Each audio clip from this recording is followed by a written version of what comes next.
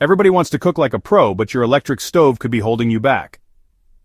Today, we're uncovering 5 common electric stove mistakes you're probably making. Let's dive in. First up, using the wrong cookware. Make sure your pots and pans have flat bottoms.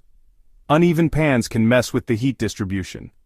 Number 2, ignoring the preheat. Just like your oven, your stove needs a few minutes to get to the right temperature. So be patient, it's worth the wait. Third, overcrowding the pan. Too much food at once means uneven cooking. Give your ingredients some room to breathe. Mistake number 4, using high heat all the time.